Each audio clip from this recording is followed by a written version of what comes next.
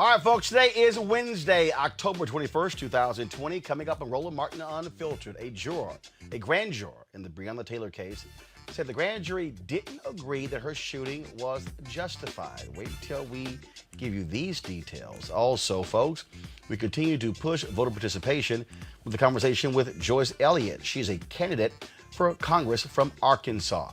Tyler Perry is going to help fund a $500,000 black voter mobilization effort in Florida. We'll talk with the founder of Equal Ground, the organizer of Souls to the Polls Florida. We'll also tell you about the Biden campaign's plan for HBCU week and preview tomorrow night's presidential debate. President Barack Obama is in Philadelphia. We'll show you what he had to say about the Biden-Harris campaign and specifically what he said to black men. Also, folks, we'll show you some of the interviews from yesterday when I was in Raleigh, North Carolina, and Durham and Greensboro, talking with folks who are trying to get the vote out in the Tar Heel State. Plus, hashtag #EndSARS is a protest that started in Nigeria and is growing across the United States. We'll talk with one of the organizers of the protest here in Washington, D.C. And Lorenz Tate is here to promote his new movie, Business Ethics. In our Black Tech segment, the founder of Google, Goody Nation, will tell us about funds for black-led tech startups. All that and more, plus the latest anti-Donald Trump ads and a new ad from Joe Biden, voiced by actor Sam Elliott. It's time to bring the funk on Roland Martin Unfiltered. Let's go. He's got it. Whatever the biz, he's on it. Whatever it is, he's got the scoop, the fact, the find. And when it breaks, he's right on time and it's rolling. Best believe he's knowing. Putting it down from sports to news to politics. With entertainment just for kicks, he's rolling. It's on go, roll, y'all. It's Roland Martin, yeah. Rolling with Roland now. He's funky, he's fresh, he's real, the best, you know he's Roland Martin now.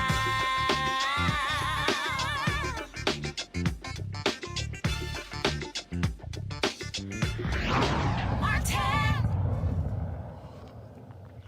A grand juror who heard evidence in the Breonna Taylor probe said yesterday that the grand jury didn't agree that a fatal shooting was justified. Now, this came after a Kentucky judge ordered records in the proceedings released to show if public elected officials are being honest. In a statement, grand juror number one, as a person has been identified, said that the only charge presented during the proceedings by Kentucky Attorney General Daniel Cameron was wanton endangerment. Former Louisville police officer, Detective Brett Hankinson, was indicted last month on that charge for firing shots into the apartment of Taylor's neighbors.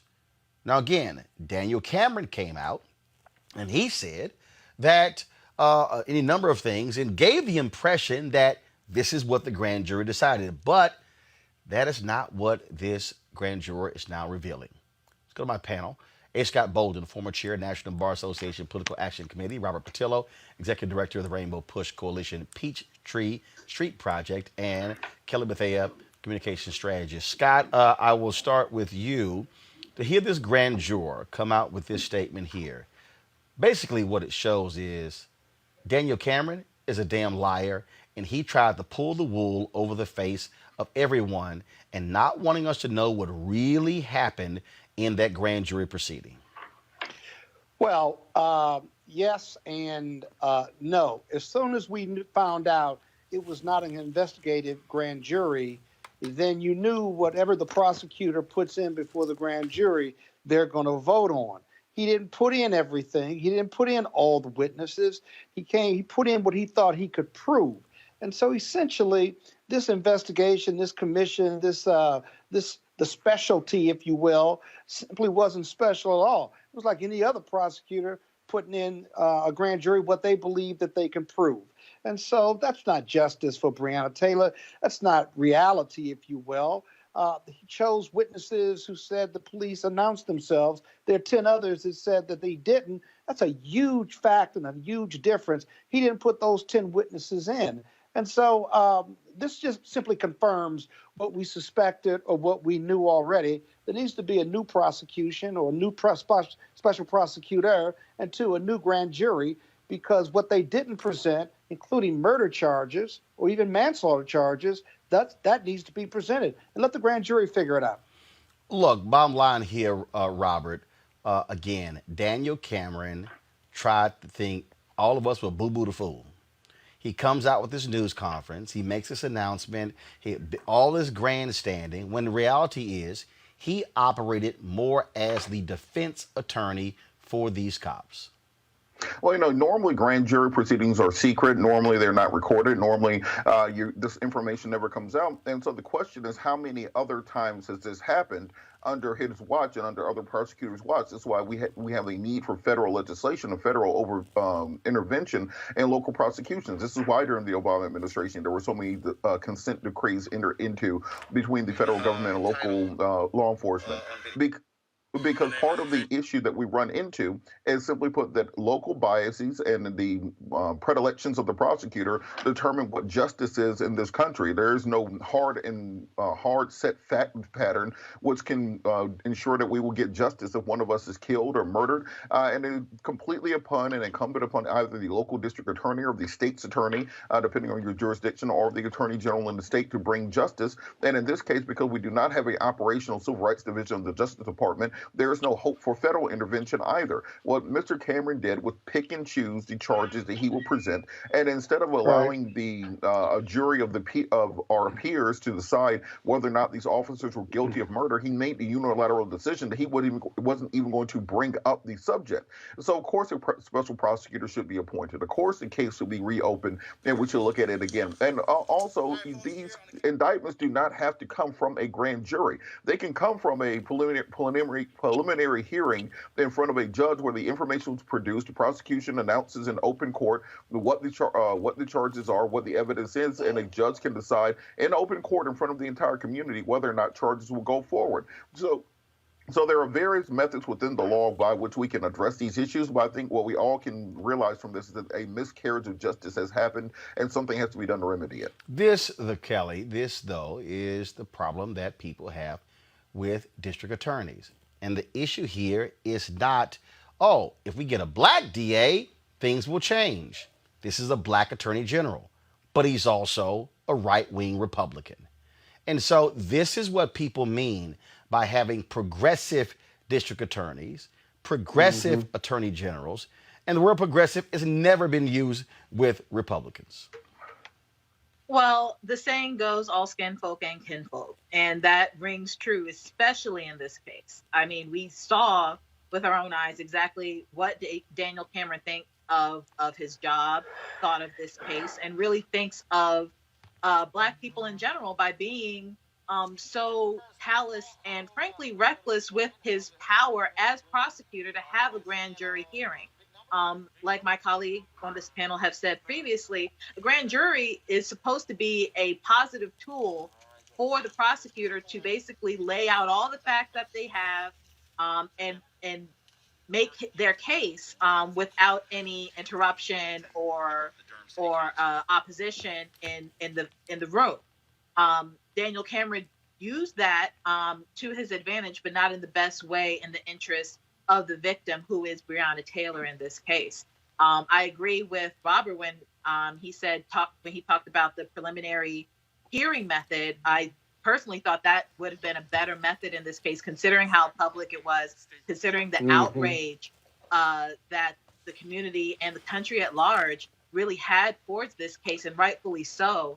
I find that Daniel Cameron's usage of the grand jury proceedings was actually insidious by way of what we saw the outcome to be, being that we know that he didn't even present all the evidence there was. He really did do the job of a defender, public defender, or just outside of his office.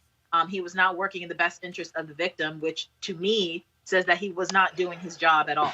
So, all right, Scott. So what next? I mean, well, first of all, hold on. No, wait. So here's the question. Can there be another grand jury? Who actually impanels that grand jury? This was the Attorney General acting as a special prosecutor. Or do we have to simply accept what this grand jury went with and just say, oh, well, wanton endangerment, let's see what happens? There certainly can be another grand jury. There certainly can be another special prosecutor. But my concern about the case Oh, has, wait. But you didn't fully answer the question. If it can be, who actually makes that decision? it would be the attorney general, it would be the local prosecutor, or the governor So, in so the what you're, state of Kentucky. so you're saying that because a grand jury was impaneled here, that was led by the Kentucky Attorney General as special prosecutor. You're saying Yeah. that the district attorney could say, "I'm going to impanel a second Yeah. grand jury, and I will present the evidence to the grand jury." Yeah, or the governor could appoint another Okay. special prosecutor. It's all about political will. But you see, what happens with the prosecutor, whether it's the AG or the district attorney, is on one hand, they're going to argue, this is the counter argument. If I do an investigatory grand jury and they want to bring 3 counts of murder against the police officers, and the facts as I know them as a prosecutor and with my discretion, if I can't make that out, why am I presenting that and going to go to trial and know I'm going to lose under the law, whether it's a jury or a judge dismisses the charges? What do I do about that? I'm not making a case for the black attorney general in Kentucky. What I'm saying is that's the tension and the struggle that we've got to manage through as lawyers and judges. If you give it to the grand jury or you do a preliminary hearing, you still get all the evidence out. Let the judge decide or let another grand jury decide, but at least it's all in there. What bugs you most about this case is that all the facts haven't been presented and all of the decisions haven't been made on all the facts. That's what needs to happen here. Robert. Well, look, prosecutors bring bullshit cases to trial all the time. About 90% of the criminal justice system is They based don't on want that. to, though. There They are plenty of black men in jail right now on BS charges from a BS grand jury and a BS prosecutor where they were able to convince the jury based on some factor that they are guilty. So this idea that somehow they would not present a case because they didn't think they could win, that's most of what prosecutors do. As a defense attorney, I will say, present cases they know that either they should have pled or that they could not have won. He had no political will to do so. His interest was in protecting those officers, and that is why he presented the case as necessary. Because what we see from the grand jury is, this grand juror who's come forward is, he didn't even give the grand jury the opportunity to consider the questions of murder, to consider manslaughter, to consider wanton homicide, to consider criminal neglect of duty and those sorts of things. So I think what has to happen, and we saw this in the Ahmaud Arbery case here in Georgia, where you had the first prosecutor punt, you had a second prosecutor punt, you had a third prosecutor ready to punt, and then the state AG came in for charges. So there are always more bites at the apple, and we have to take them. So, Robert, if he put everything in and it was an investigatory grand jury or the preliminary hearing, he gets all the facts in and the judge dismisses it or the grand jury dismisses it, what's your argument then? Are you at peace as a lawyer that everything's been done, or is there still no justice for Breonna Taylor? We'll have a full public airing of the facts. People know, instead of having these secret hearings, these secret chambers where we don't know what evidence was produced, we're counting on leaks from grand jurors and unprecedented court hearings to find out. The entire basis of our criminal justice system is getting out of that concept of a star chamber, getting out of those medieval inquisitionary tactics where we have no idea what justice actually is. If Lady Liberty, if the scales of justice are going to be blind, then there has to be a public accounting of what happened, testimony, evidence, and then we can accept that decision. But what we can't accept is you never even tried to prosecute these people because politically you want to be the next Supreme Court justice for Donald Trump, or you want to take Mitch McConnell's seat, so you'll let these officers go and let Breonna Taylor die in vain. That is not how our system is built. That Kelly, I agree. What Daniel Cameron did was a path of least resistance. No, he absolutely did that, and I agree with Robert here. And I'm a lawyer as well. I just do not lawyer. But Smart lady. Good idea. I'm sorry. Hold up. I'm a lawyer, but I don't lawyer. I work in policy. I'm not in court. Oh, okay. All right. I'm trying to figure out what the hell that meant. Roland, leave her They alone. understood the joke. There you go. Understood the joke. You started JD is a very broad degree. She said I'm a lawyer. I don't lawyer. I just want to know what the hell that means. We knew what it meant. Well, hey, Scott, it ain't your show, so it don't matter what you think. Here we go. I want to clarify that for the audience. Kelly, go. It's clarified now, right? But no, I wanted to echo Robert's sentiments here, specifically when it comes to grand jury proceedings. As the saying goes, you can indict a ham sandwich at a grand jury proceeding. And that means that the prosecutor is literally at liberty to give everything, the kitchen sink, the whole infrastructure of the house, to the grand jury, and they are able to come up with the case and build the case in front of the grand jury, and the grand jury is more or less is supposed to follow. So that's why this is so infuriating to myself and plenty of other people, especially in the legal community, because we know how easy it is to get an indictment in front of a grand jury. All the prosecutor has to do is to present the evidence, all of it, and the charges, all of them, and 9 times out of 10 they're going to get it. So what is so frustrating here is the fact that, like Robert said, he didn't even try. That wasn't even presented. He didn't give the kitchen sink. He barely gave a fork to this grand jury in terms of what this case is about. So that's what the frustrating thing is here. And that's why we are calling for either a new grand jury or a preliminary hearing, and specifically a special prosecutor who is not Daniel Cameron. All right, folks, let's talk about, of course, huge, what we're in the middle of, 12 days until Election Day. Folks have been voting all across this country, massive numbers we have been seeing. Don't forget, folks, we do have some voter registration deadlines. Let's show those right now. Then we're going to show you where you have same-day voting. Early voting has already started in a number of states. Today, of course, it is October 21st, okay?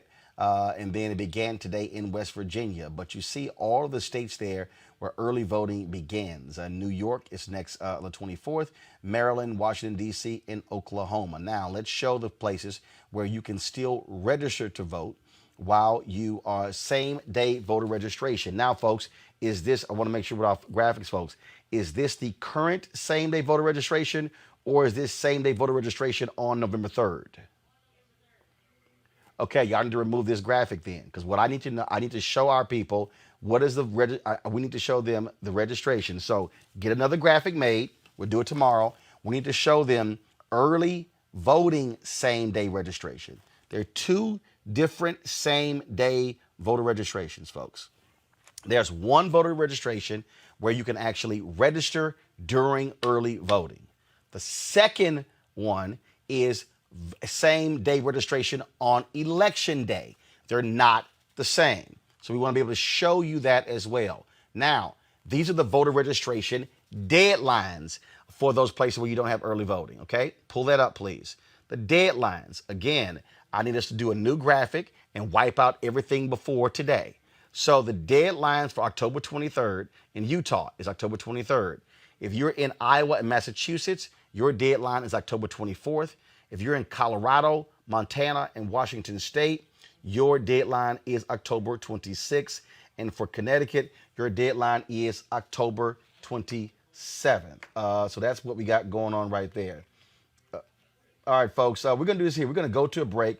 I'm getting, so folks are saying we're seeing some buffering, if you will, on our feed on YouTube. So I'm going to go to a commercial break. Then we'll be back with the candidate for Congress in Arkansas on Roland Martin Unfiltered. The guy in the White House is a mortal, not a god. The members of the Congress, they are mortals, not God. Bowing down is not enough. We will stand up again. We will march again. We will preach again. We will organize again. We are black. We are white. We are Latino. We are Native American. We are Democrat. We are Republican. We are independent. We are people of faith. We are people not of faith. We are natives and immigrants. We are business leaders and workers and unemployed. We are doctors and the uninsured. We are gay. We are straight. We are students. We are parents. We are retirees. We are America. And we're here, and we ain't going nowhere.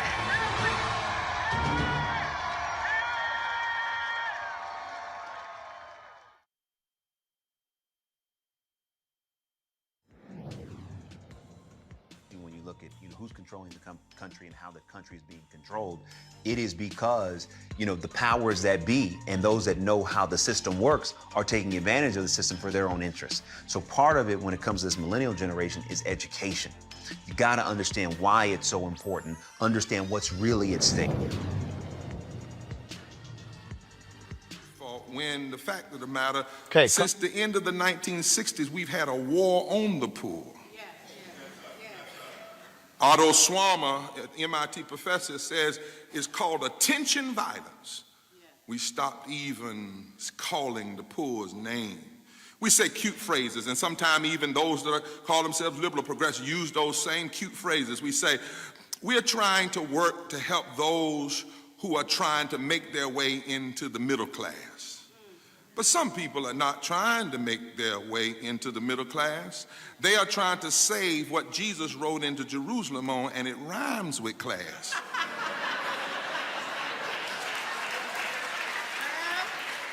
We should be bothered in a nation that gives banks free money but raises the interest rate on college loans. We should be bothered by people that take corporate welfare but do not want to give the poor welfare when welfare is in the Constitution. Promote the general welfare is what it says. We should be bothered when we have 62 million Americans working at less than a living wage.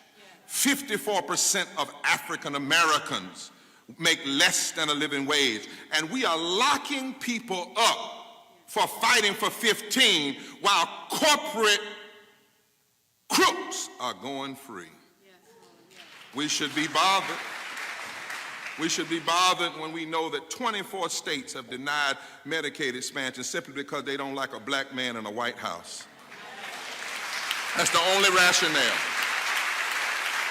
It doesn't make sense either any other way, because Medicaid expansion would give jobs, it would cover the sick, the working poor, including veterans. 8 million poor working people are not having health care today because of governors and legislators all over the country denying, mostly in the South and the Southwest, denying Medicaid expansion. 30,000 people are dying every year, not because it was their time to die, but because a governor or a legislature would not give them health care.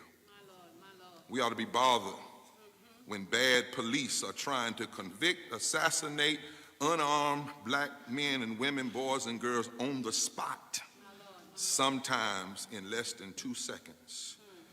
We ought to be bothered that a heretical brand of religion is claiming that Christianity is anti-gay, anti-abortion, and pro-prayer.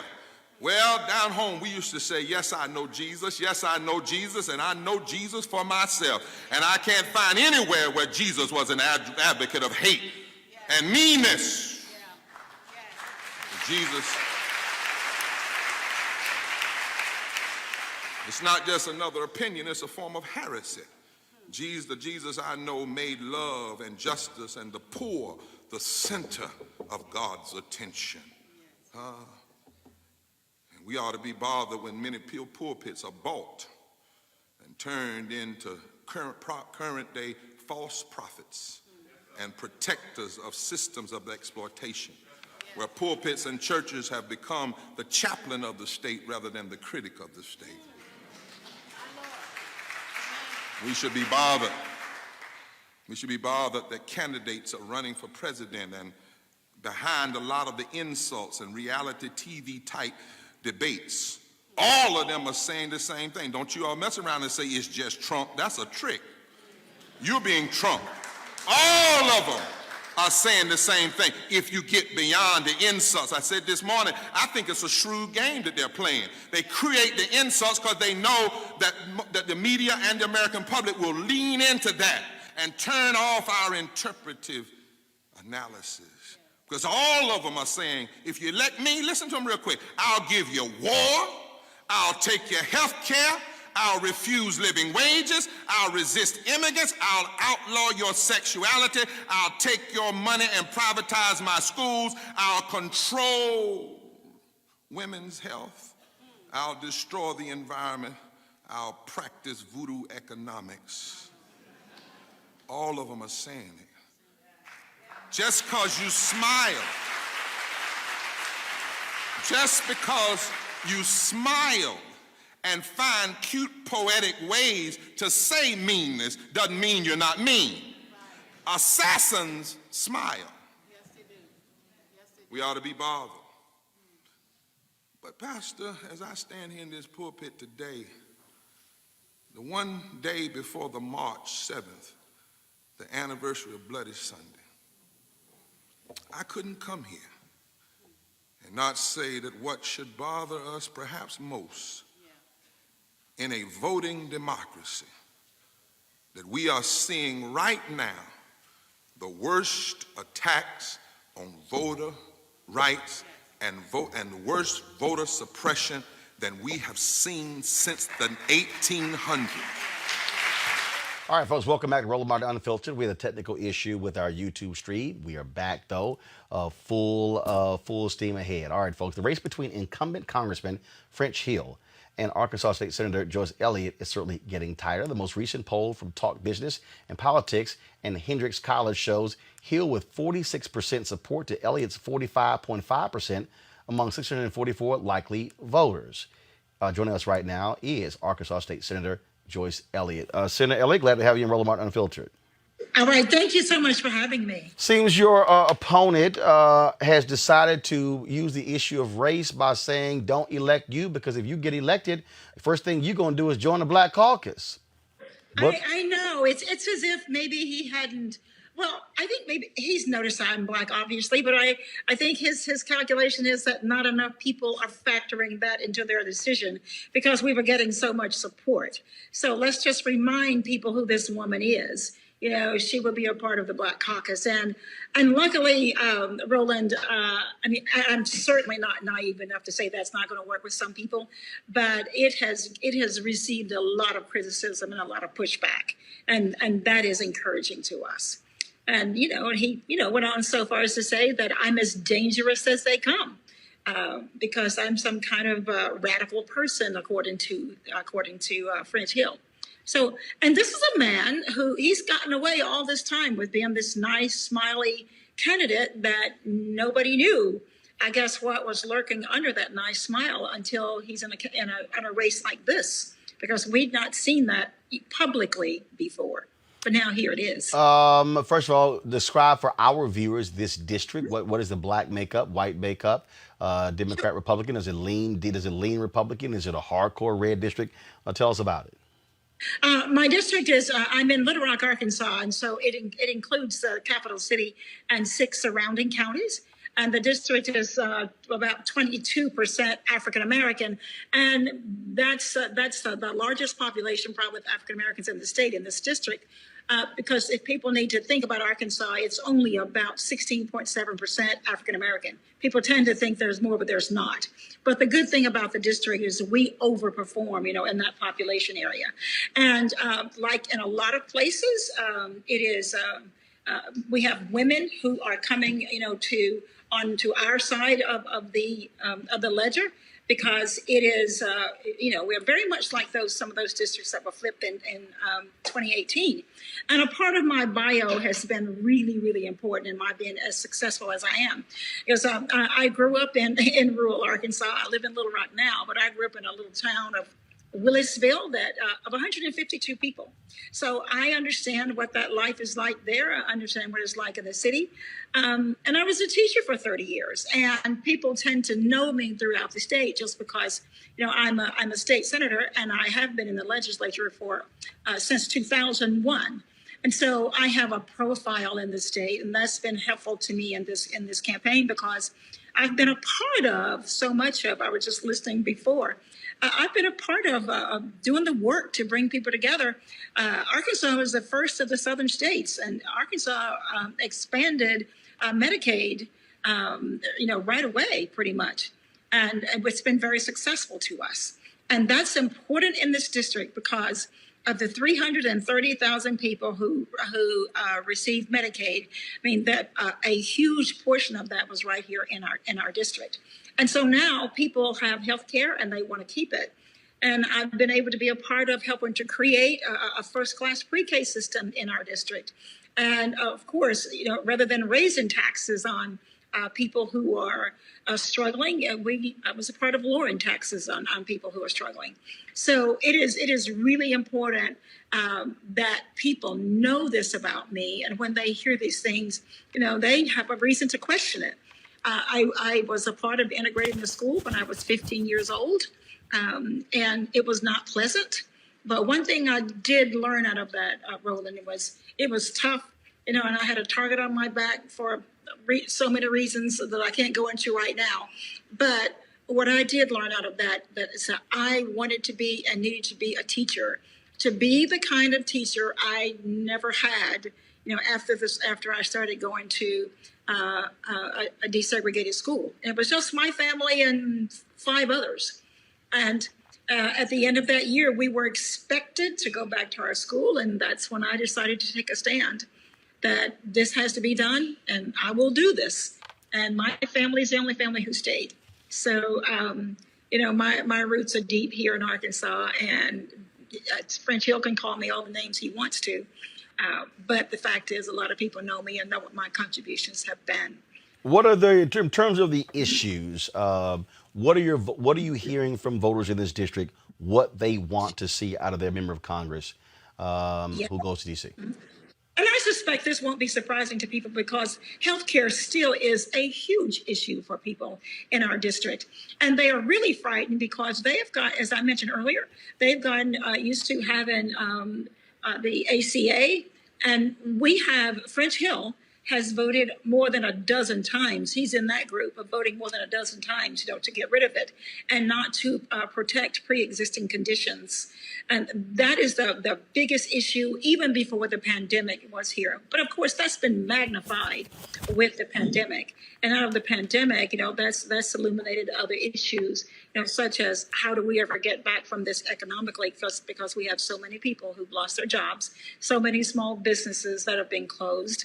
And the other big thing, of course, is because of the schools and are having to, parents having to try to educate their kids from home, and our schools having to depend on broadband. That is a big third issue for school and for education. But then fourthly, like everybody else, the issues of of justice, not criminal justice, but the issues of justice and how people are treated. And we had Black Lives Matter rallies right here in Arkansas, like everybody else did. The things that brought that to the fore have not gone away, and they're still uppermost in people's minds. How is coronavirus obviously is also still impacting so many of us, and I would assume that folks there are not too particularly pleased with how Donald Trump has performed handling this, and that's having a negative impact on your opponent. And they are not really pleased, but so much of what has happened here in Arkansas has to do with when it comes to COVID and the bailout with our congressman, because he was one of 2 congresspeople who were appointed to oversee the bailout funds. He was one of those. He was also a person who voted against the transparency of knowing which of the big corporations, had gotten these funds. And finally, it did come to light. And what was true in Arkansas is true in many other places. This is when people got pretty upset, that it was very clear the big corporations were at the front of the line. And some of those businesses that I mentioned to you, those businesses were closed. They were not able to get the loans that they wanted. But the big guys were all taken care of. And that has really outraged a lot of people. And when it comes to Donald Trump and my opponent, the one thing people recognize they don't have here is leadership. We don't have it from Washington. We don't have it from French Hill here, because he says nothing. He does nothing to hold Donald Trump accountable or, to try to be a leader himself. He hasn't done it. All right, then. Joyce Elliott, we certainly appreciate it. Let folks know how they can reach you and learn more about your campaign, and they want to support you, where they can go. And I hope they would want to support me. I was going to give you my website. It's www.joyceelliott.com. And Roland, they need to know that Arkansas is the only one of the old Confederate states that's never elected a Black person. Wow. I will be a history maker when I'm elected. And I need folks around this country to help us change history right here in Arkansas. All right then. Well, Joyce, certainly, good luck with that, and we'll certainly be following your race on the night of November 3rd. Appreciate it. Thanks a lot. All righty. Thank you. Thank Goodbye. you. All right, folks. Yesterday, when I was in North Carolina, while we were talking to some people, we actually saw this truck pull up. This is a pull-up neighbor, and they said Department of Black Men Vote, and had a conversation with Anthony Pope with Pull Up Neighbor. Here is our discussion.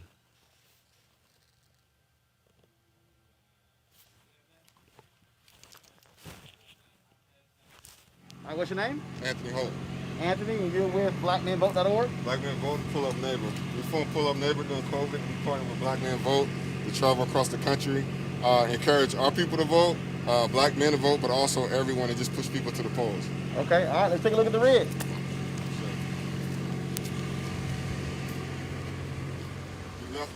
We left LA a few weeks ago.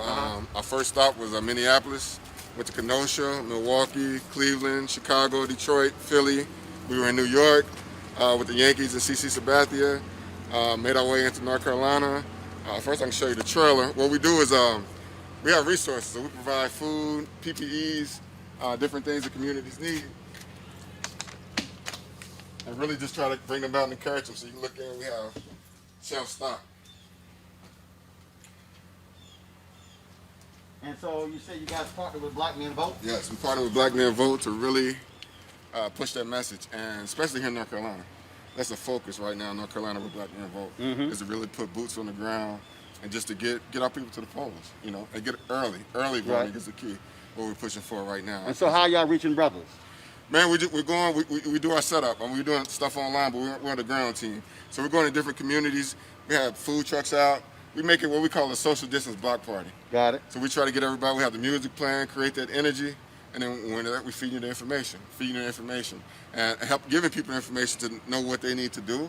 Because a lot of them didn't know in North Carolina, you can still register at the poll and vote. Right, same day registration, So we're pushing that, that narrative here. So really just trying to drive that home. We're here all week, we're here in Raleigh-Durham area and Greensboro all the way till Saturday, then we're back in Charlotte. Okay. And then how many other places are you going to be hitting between Saturday and Election Day? We usually about 3 stops a day, so or more. And the beauty of this, we can just pull up. So if we get a call, we need you here, come here. Well, that's why y'all got pull up. Exactly. we pull up, put our stuff out, get the stuff out. We need to turn it on, make it a little social distance party.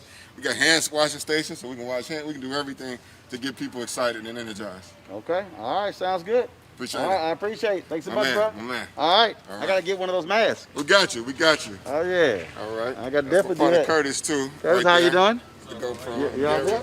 I appreciate everything you do, bro. I appreciate it, bro. I can show you inside the trailer, too. Watch your lap. Yeah, come on. Still a work in progress, but this is how we move around the country. You behind me? Good. Let me see. He behind me. Seen it enough. Yeah, so we move around the country. So this is our little quarters right here. A little messy, of course, 5 guys riding in it, but had a little bed, a little stuff, a little station.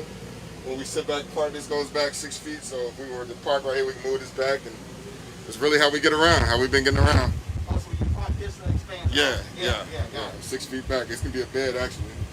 Okay. So, yeah. Nice space for 5 of y'all. Yeah, that's what I'm saying. We move in these quarters, right here, right there, one's up there, so that's how we move around right now, do what we gotta do. Okay. Yeah. All right then. Appreciate it. Appreciate you.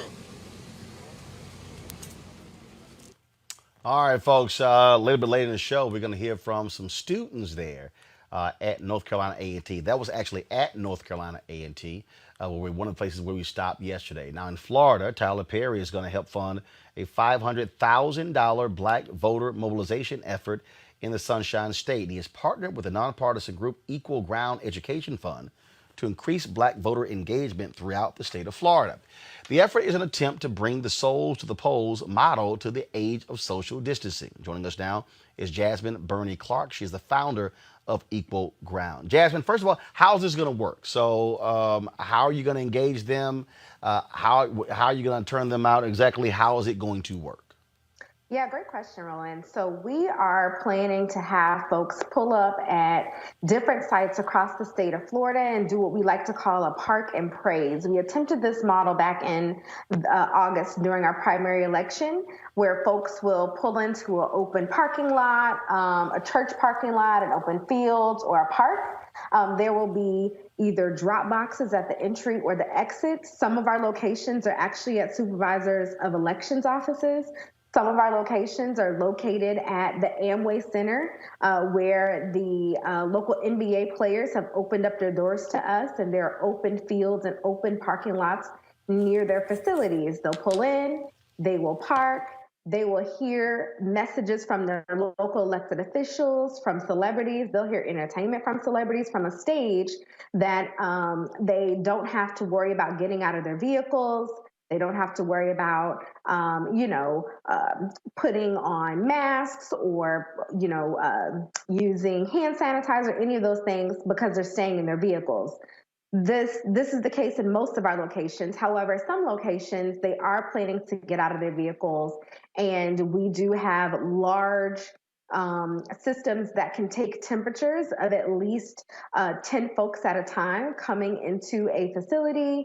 And we have working with different city officials to work on COVID-19 social distance plans so that the event is still enjoyable, but it is also socially distant. So that is sort of the makeup of how we plan to make sure folks are getting to the polls socially distant, either through their cars or other means of getting their ballots turned in before Election Day. Are we also seeing efforts to mobilize vans and buses and things along those lines for folks when it comes to Election Day?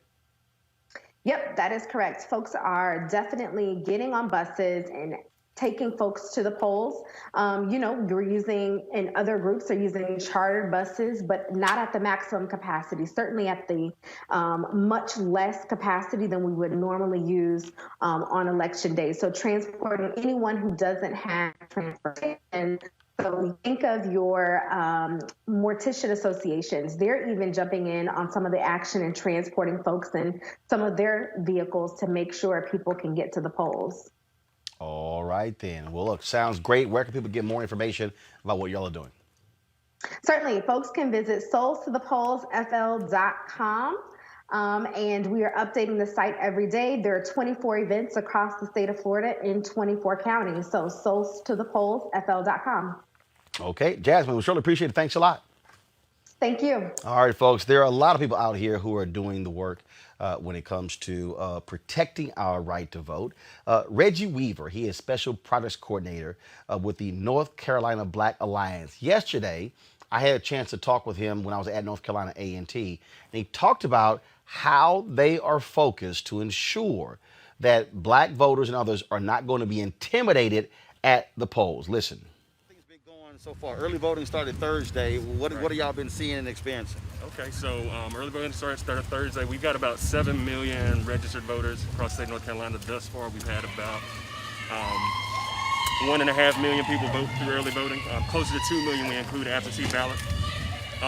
Lines have been great, especially those early days and over the weekend. We're today at one of the polling sites, which is the Dudley Building at North Carolina A&T, one of the early voting sites here. Right. And things have been good. One of the things we've been really concerned about in this particular election is threats of voter intimidation. Right. Especially in some of the rural counties, not as much here in Guilford. And so part of what we've also done, you can see over here, we've got a group of folks who have volunteered to provide another layer of presence. We're calling it PPE, Power, Protection, and Encouragement. So folks who are just kind of helping folks and encouraging folks as they're coming out of the polling site. Let them know we're here, let them know we're trying to keep them safe, and also just kind of keep an eye out for potential threats. Right. And so when you talk about threats, I mean, have you had examples? Because we know we've had Donald Trump and others talking about, wanting people to actually go to the polls. So have you seen any of that? There have been no reported threats as of yet, particularly, especially in these urban counties, out east and some of the more rural counties. There have been no direct threats. There have been kind of reports of kind of known white supremacist group just kind of driving around the area, right. Potentially kind of surveilling to kind of wait for an opportunity. But that's, I think, with the work we're doing in partnership with others across the state, that's exactly why groups like this are important. Gotcha. So at those locations, y'all have folks very similar to here, right there. So if they see anything, so what's your protocol to eventually call? So what's their protocol? So the protocol is, in the event that we see something like that, we've got a hotline that they can call to report that. They're also in conversation with the precinct judges inside the precinct. So if we see anything happening on the outside, they're in constant contact with those folks. So if we need to call in law enforcement, if we need to bring in others to kind of eliminate those kind of threats and intimidation, we've got that in place. Cool. All right. All right, folks, today in Philadelphia, former President Barack Obama, he was speaking on behalf of the Biden-Harris campaign today. We're going to be we're going to be restreaming that full speech after today's Roland Martin Unfiltered. But here's some of what President Obama had to say. Michelle and I also joke, sometimes they'll sit there and they're really sophisticated and, making all these important points and, showing what they've been studying around history, and they'll quote Frederick Douglass and Fannie Lou Hamer, and you start thinking, wow, look, and then they'll do something that reminds you, oh, they're only 20, right? Because they're young. A lot of the young men you speak of, it's not just that they're African-American males. They're young, and young people have a lot of distractions. And they are, it is rare, and I will confess that when I was 20 years old, I wasn't all that woke, because I had other stuff that I was interested in. We won't go into the details of it. And so a lot of times, I think our young men, they may try to give a rationale for why they're not active and involved, but the truth is they're not active and involved because they're young and they're distracted. And the way I think to break that mindset, if you look at every study of voting patterns, people vote when they see other people voting, when they see their peer group voting. So I think that the most important thing we can do in these closing 12, 13 days is for us all to model and advertise that it's the cool thing and the right thing to do to vote, and to do it where they are, right? So I notice that my children, they don't watch TV that has advertising, because they're streaming everything. Either it's on the phone, if they are watching TV, they've pre-recorded it, they're going through that's not a way to reach them, which means that organizations like yours that already have contacts, let's take your mosque, for you to create something digitally that says, here's all the people that are going to vote, we're going to take a tally of who's already voted, we're going to have something, maybe a mixer or something, but you got to have your voting sticker on, right? Whatever it is that meets them where they are, rather than expecting that they're going to be responding to the same kinds of things that a 50-year-old man might respond to. I think that's really important. And they have to see that their peers are voting.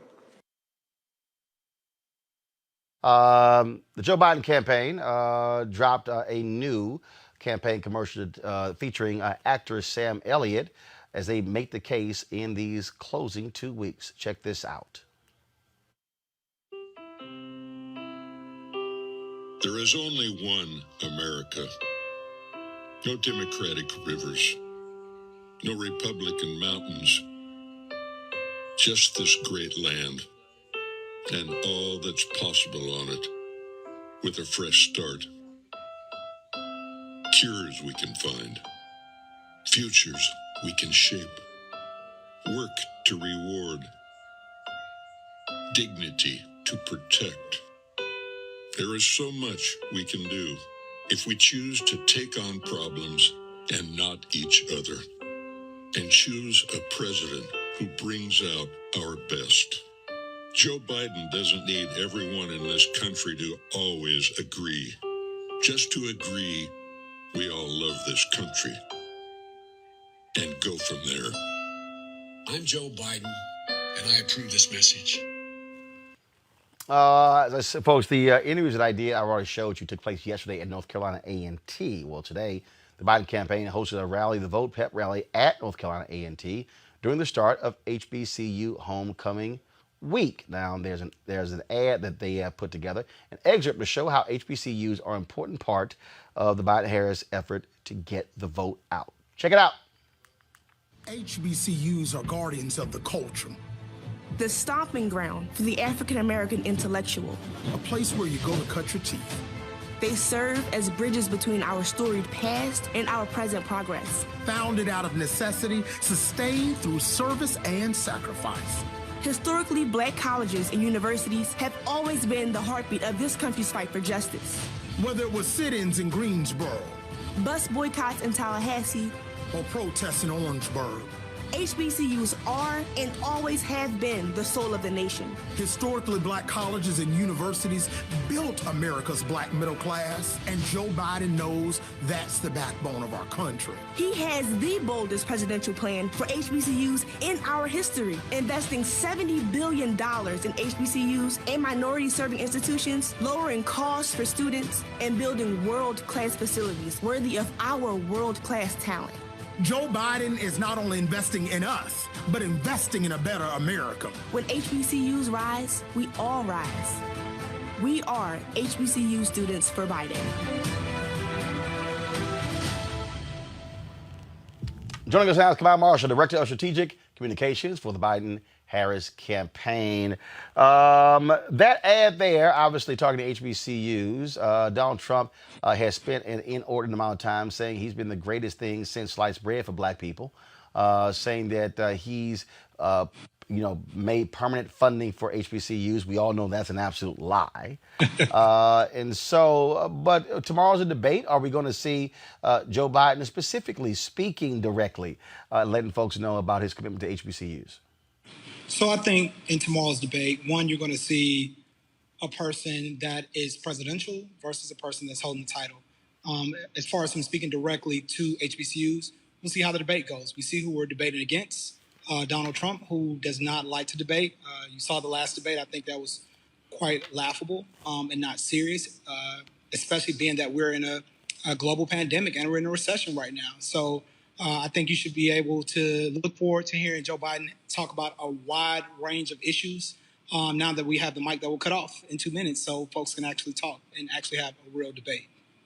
One of the things that we have heard from a lot of people, and again, as I spent a little time on the road yesterday in North Carolina. Friday, I'm going to be Friday and Saturday in Orlando. Then next week will be in Georgia, Michigan, in South Carolina, as well as Mississippi. And what people keep saying is they want to hear specifics in terms of what Biden-Harris will do specifically for African Americans. So I think that, as we've been campaigning, those issues have been at the top of the list, period. When you go directly to those things, we do talk to those things. It varies from different different audiences, but I think that you will hear more of those because we have always taken the Black vote serious since day one, as we've always said since we launched the campaign, that it's going to take a diverse coalition, and in that diverse coalition is Black voters. And so our campaign knows that. So I think folks should expect to hear more when it comes to our issues. You see that happening in those battleground states, in North Carolina, in Michigan, in Florida. And so I think you'll get more of that, even in Wisconsin. And so folks should expect to hear more. Those things are happening. And I would say some of the top lines when you hear about our HBCU plans that we're having HBCU homecoming this week, when you hear about our Black agenda and we see that folks are now talking about Trump's platinum plan, there are contrasts. It's a complete opposite of substance and real policy that affects folks' lives and a plan. So I think folks can expect to hear that. We're 13 days out. So we're beating the pavement right now, meeting folks where they are, speaking about the issues that they care about. And we've been doing that since day one. And we plan on driving harder all the way to the end. We have talked about this a lot on the show as well. We're seeing it show up in polling data in terms of this percentage of black men that the Trump team is trying to get. We've seen all the conversation and dialogue in the last few days regarding Ice Cube, 50 Cent as well. And so will Joe Biden be addressing issues specific to black men? Harris as well. What kinds of things are going to be done in these final 10 days? Every vote is going to count. Bottom line is no one believes that any poll is perfect. Those are not actual votes. And so what is a plan to aggressively go after all votes, but especially black men, especially those who are disaffected? So first, folks should know that Donald Trump does not have a plan to stand on when it comes to the black community and even black men, even the ones that voted from the first time. But our plan and what we're doing as we're campaigning, we're speaking about the issues that affect black men. It's more than criminal justice. It's a lot of different things, from expanding healthcare to creating jobs and wealth for black men to providing strong startup capital for small business to reforming criminal justice to making college more affordable. It's multiple issues that we care about and that we're going to be beating the pavement, making sure black men know that. We have a ton of elected official black men, celebrities, local electeds and local leaders and activists on the ground right now speaking to black men. So I will say we have a strong effort targeting black men. Again, we've been talking to them since day one, and I think they should expect to hear more.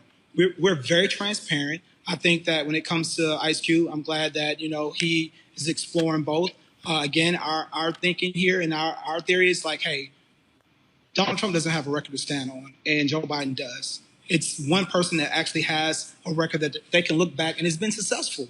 When you compare that to President Trump and what he says he's going to do for black men, it's nothing but more lies, more empty promises that have not gotten done. He's not come through on anything that he says he would do, especially for the black community. So I think folks need to keep that in mind as they head to the polls. And I'm speaking as a black man, and look, let's be honest, people are dying from COVID. We are in a recession. I don't know how many times I need to repeat myself in that, but this is where we are right now. And we have a person that has failed the American people, and they do nothing but lie and create division. And so I think people are smarter than that now. I think the voters know. I think black men know that. I think they're not going to play themselves. Some folks have played themselves in this. You don't play with politics, but politics will play with you. So it's important to make sure that folks get out and vote.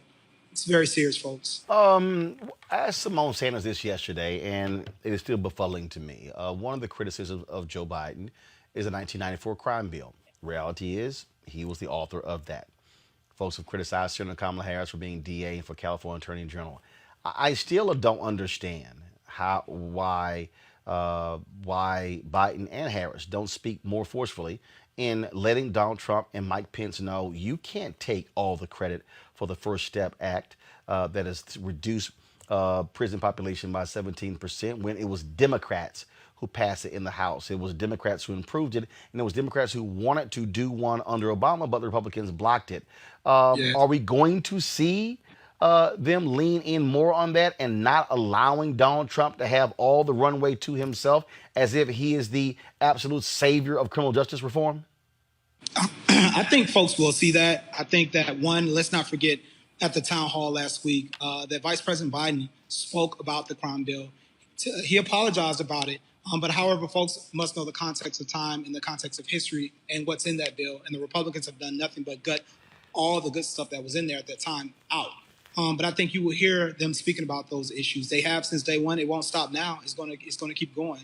I think you have a group out there that they do want to know about that. They want to know what's the plans to move forward. There are plans to move forward to make things better, and they have made them better. And so I think that, one, I think when you compare Trump and Joe Biden and Pence and Senator Kamala Harris, there is no comparison when it comes to their records and what they've done, period. And so I think folks should expect to hear more from them on that. Again, it depends on the audience. But again, last week was the best example of hearing someone being presidential and speaking out about it. We've not heard Trump talk about race and the things that he has incited when it comes to racism, especially black folks. And so you've heard Joe Biden speak to the hearts of black folks, period.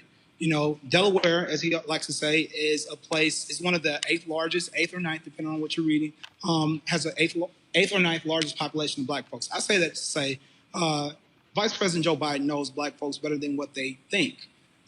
He's been around them. They've been his constituency for a long time. So these issues that hit home to a lot of folks, he's been dealing with that and talking to those folks in those different communities for years. And I think they should expect he's going to listen to them and their concerns and our concerns and what we feel like we need to do to move forward. Well, Kamai, glad to have you on the show, and Simone. I certainly look forward to talking with Joe Biden before this election. It's been a while, February, and so certainly want to hear from him speaking to these issues, and it's definitely going to be quite a busy 12 days. And of course, we'll be, focusing on the debate tomorrow. We'll have live coverage, a post-debate as well, breaking down what was said, if anybody can actually get anything edgewise compared to what took place in the last debate. We appreciate it. Thanks a lot. Thank you. Thanks for having me, Roland. As I said, folks, North Carolina A&T, they had a Biden rally today. Here's some students at North Carolina A&T talking about what they have been doing and hearing from their peers when it comes to this election. All right, folks, here on the campus of North Carolina A&T, of course, right in front of the statue here of the fourth freshman who started the sit-ins here 1960. Talking to some students here. And so how things been going so far with students? Obviously, coronavirus has impacted, but how have folks been when it comes to voting? Talk about this election. How's it been going?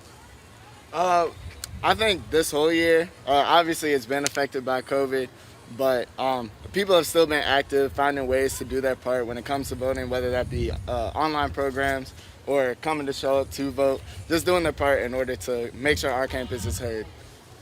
I take it this has been obviously a real crazy election year, so there's been a lot of spirited conversations? Yes. Definitely. Yes. Definitely. And how have those been going? I can say, go ahead. I can say everybody realizes that this year is very vital when it comes to voting. So when it comes to those conversations, everybody locks down and gets serious about that. That's what I have to say about it. Just to follow up what you were saying, it's great to see how our generation is very passionate about it, passionate about the issues and being involved in both sides, and just wanting to inform and influence their friends, their family to get out and vote. And it's very impactful, and it's very it's a great time, honestly speaking. I know we're during rough times right now, but it's just to see the passion behind people our age getting out to vote is a great thing. But you also have where you got here, you got 5 black women who are running statewide, which is also rare, having that many African Americans who run for statewide office. And so most people focus on presidential, congressional races. And so has that also been topic of conversation, the statewide offices here? Most definitely. It's kind of sort of been a conversation, I would say, in regards to the presidential election, because it is so controversial. A lot of people are saying that they don't want to vote for Biden or Trump, so we're really educating our students and empowering them to vote in all elections, local, federal, and at the state level. So how have y'all been making that connection? Because, yeah, there are people who say, I don't care about the top of the ticket, but that impacts what happens also state and local. And so how have you been having that conversation with other students? So we've really been pushing voter education and ensuring that students are aware of how these policymakers actually affect them. So students may not care about actually voting, but if they understand that marijuana, for example, these policymakers have an impact on that. They have an impact on Planned Parenthood. So once you kind of make that relatability and kind of allow them to connect to the issue, they kind of understand more and are more willing to understand and get out and vote. Okay. Kind of to add on to that, there's definitely been a rollover from last year about how, because I remember there was a big fight against the gerrymandering that separated our campus, and that was a big fight last year. So it's just we've kind of carried over that battle into this year, because we know how much of an impact that we can have as a student body. So really just trying to have our impact be heard and figure out what we need to do in order to get our people taken care of in this area. All right, cool. All right, anything else? All right, folks, let's go back to our panel here. Let's go to Robert, Scott, and Kelly. Kelly, I'll start with you. Bottom line is this here. 12 days left. You got to make the closing argument. You got to make it clear. Has to be decisive. At the end of the day, it's not like we got a ton of undecideds left, but so now it's turning out the folks and trying to maximize your turnout. Absolutely. This is the peak time to just make up your mind and do it. This is not a time to still, like you said, there's not a whole lot of undecided voters out there, but there still may be some people who are on the fence as to, how, like when to put in the ballot, when to vote, and all these things, especially now that we have options, whether you can vote in person, by mail, and what have you. Just make the decision.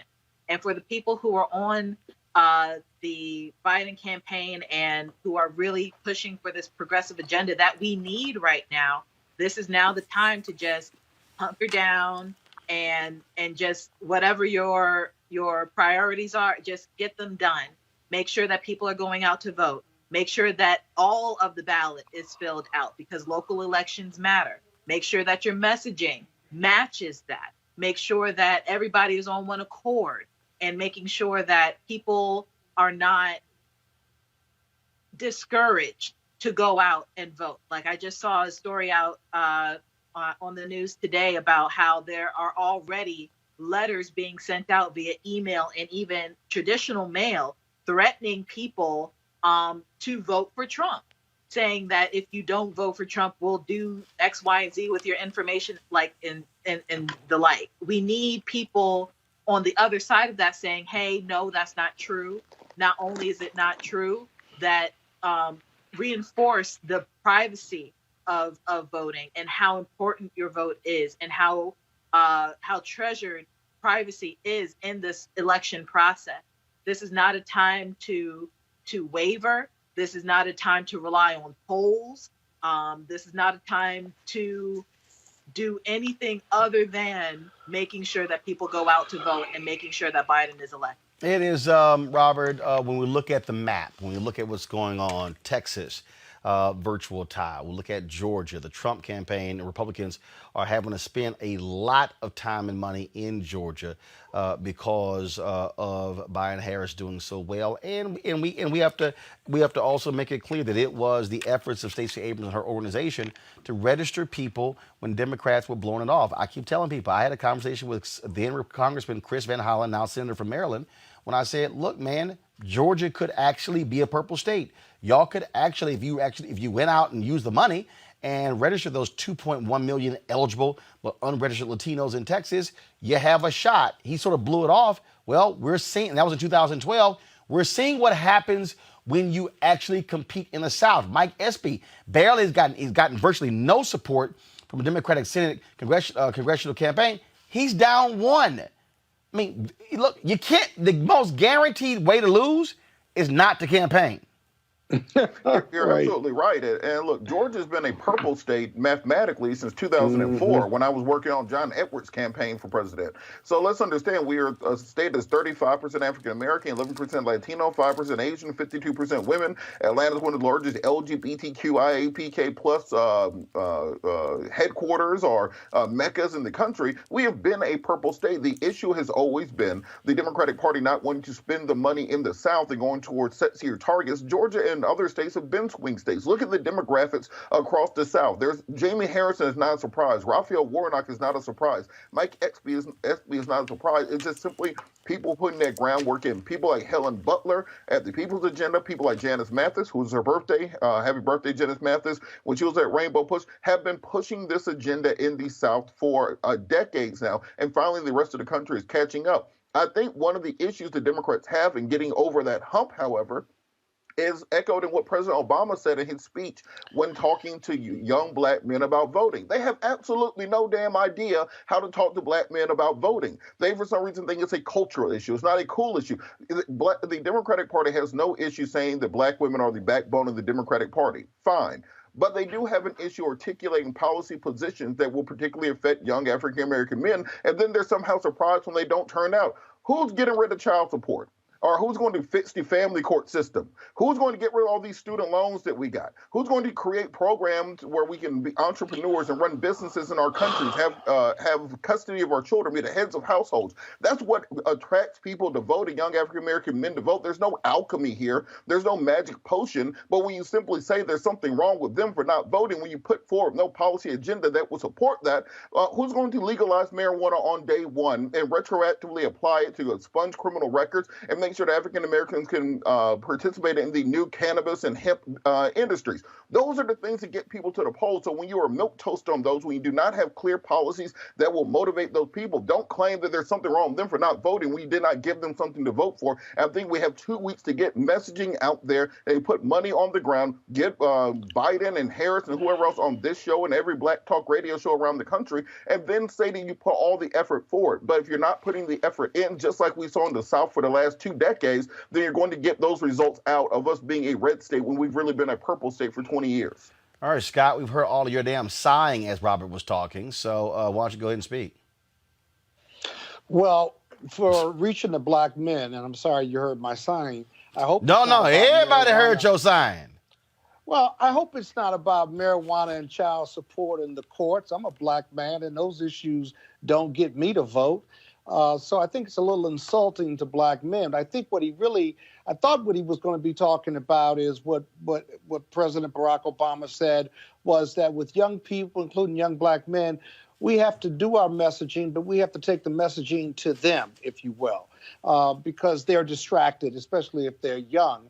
But I got to tell you, with the amount of media messaging on voting and the importance of voting and the ease of voting, I got to tell you, anybody that doesn't vote in this election, whether it's by mail or in person, is early voting, you just simply don't give a damn, or you don't care who's in the White House. But you'll be the first. Black people, brown people will be the first to complain about Trump. But how many of them are going to the polls? And then lastly, I've been talking about this for the last 3 months. We're 12 days out. I don't think anything's about messaging. Have you noticed that in the polls, they don't show between Trump and Biden, they don't have an undecided number? You know why? Because nobody's undecided. And so now it's a ground game. It's get out the vote. Are we taking people to the polls? I voted today. I'm going to take other people to vote between now and Election Day. But we've got to invest our time, money, and resources on getting people to the polls. Whether they can still register or not, I love your piece that you put up about where you can still register and stuff. But the bottom line is that's only half the equation. The full equation is voting, either early voting, voting by mail, or going on November 3rd. Avoid the lines and just figure out a way to go vote, because nothing else really matters. The debate doesn't matter. Your position doesn't matter. What matters is, did you cast your vote in 2020 or did you not? And I fear that there's still a lot of black people who are not going to vote in this election. Well, but here's the deal, though, Kelly. I think Scott's wrong on that one. I think it does matter what the positions are. I believe, just Kelly. Go vote. No, Scott, you can't just, Scott, in the last election, 91 million people did not vote. 1.8 million black men did not vote. You can't, Scott, you can't just say, just go vote. A person has to have a reason to vote, which means you have to make the argument. You must articulate the argument. You must speak to the issues. What you can't do in the final 12 days, Kelly, is just say, hey, go vote for me. You got to give the disaffected person a reason to do so, which is why the debate does matter, which is why the Zooms matter, which is why the town halls matter. They matter not for people like you, Scott, not for you. They matter for the people who are, they matter. Scott, you're wrong. You are 100% wrong. They haven't been that's doing why messaging. That's why elections have called late breakers. Kelly, you still have to communicate a message to those who right now say, why should I? You still got to make the argument. You absolutely have to make the argument. The notion that anyone right now is disaffected by politics is just a false notion. Whether you know you're disaffected is a different matter entirely, but you are affected. Everything that's happened in the past 4 years, everything that has happened in the past 20 years has affected us. It has affected me. It has affected you. It has affected the future of us as well. So we can't act like, voting blindly is the right thing to do here. So I agree with you, Roland. We definitely need a reason for everyone to get to the polls, and we have those reasons lined up already. Now, whether you need those reasons reinforced by way of a debate, reinforced by way of stump speeches by Obama, fine. And that's what these last 12, 13 days are going to be about. It's that final push. It's that final speech. It's that final stump that may get people over the edge and finally convince that their vote does matter. And that is what matters here. There's a reason there's a reason why the Biden campaign is spending massively on television commercials and spending on digital, while the Trump campaign is running more Facebook ads, because in a close election, you want every possible vote. So, Scott, this notion that somehow, okay, well, you had a whole year. Guess what? You run through the tape. You run until the last polls close out west. I didn't say you stopped running. I didn't say you stopped messaging. What I said was 12 days out, the cost-benefit analysis of messaging more, if you will, and getting the last vote versus getting your people, getting credit for those who are going to vote for you. If you don't get credit for those who are going to vote for you, if they don't go to the polls, all the messaging in the world doesn't get you to 270. It's hard to disagree with that. You will, Scott, but you Robert, go ahead. misunderstand my message. Robert, my go message ahead. was Scott, spend money on GoTV. That's what you spend money on now the last 12 days. Understand, Scott. The state of Wisconsin will be decided by 10,000 brothers in Milwaukee, whether or not they stay home or if they vote. Get them to the polls. Get them to the polls. The state of Michigan will be decided by 10,000 black dudes in Detroit, whether or not they stay home or whether or not they vote. So whereas somebody in a palatial estate such as yourself does not care about reforming child support, does not care about reforming some of these issues around family courts, does not care about felony expungement for marijuana laws and access to cannabis, somebody under 25 years old who's in Detroit right now trying to figure out if he's going to vote or not. As in the words of Andre 3000, they say I need to get out to vote. Why? Ain't nobody black running. So why I got to register? I can think of better things to do. And this is the mindset of that generation right now. So you have to articulate a policy to them. You wouldn't tell the LGBTQ community not to demand policy. You wouldn't tell the Jewish community not to demand policy. So why tell young black men not to demand policy? I wasn't telling young black men that. I was talking about the use of resources, especially the Biden committee that's flush with it, is get credit for every vote. Those who are undecided, sure, you can invest in them, but that's not your primary investment. You got to get credit for people who are going to vote for you. That means get them to the polls and counting them. How do you disagree with that? That makes no sense to disagree with that concept. Actually, if it's a flawed concept, it is easy to disagree with. Got to go to a break. When we come back, we're going to talk about what's happening in Nigeria. Also, folks, we're monitoring some breaking news here. The FBI is going to have a news conference at 7:30 on what they are calling a major election security issue. We're going to carry that live right here in Roland Martin Unfiltered. Back in a moment. And I think that we're entering a different era, and I think that these things are all happening for a reason. I think that they're so glaringly obvious and they're so devastating for a reason, because our collective American dream is at stake. It's not just Latinos, it's the fabric of this country that we grew to love and what we believe this country is and what other countries look to us for. Hey Florida, this is Rashida Jones, and I have 3 quick things to tell you. 1, you can vote early in person between October 19th and November 1st. 2, if you need a free ride to the polls, use the promo code VOTE2LIVE-FL in your Lyft app. And yes, voting is easy and secure, so please visit vote2live.org for more information and to make a plan to vote today. Paid for by Collective Future.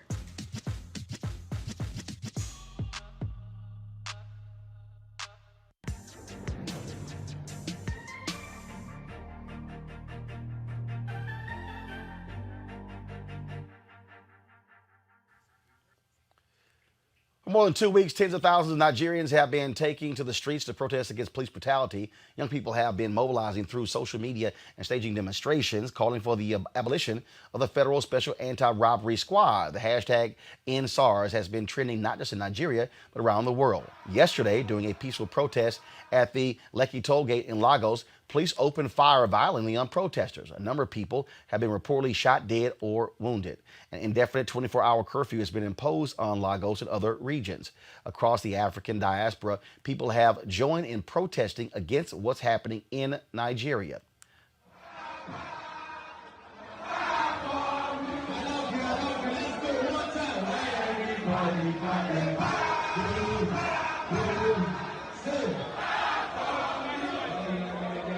Joining me now is Sean Babaloa, Director of Communications for Concerned Citizens DC and organizer in the DMV #EndSARS movement, and Johanna LeBlanc, Foreign Policy and National Security expert. All right, Sean, I want to start with you.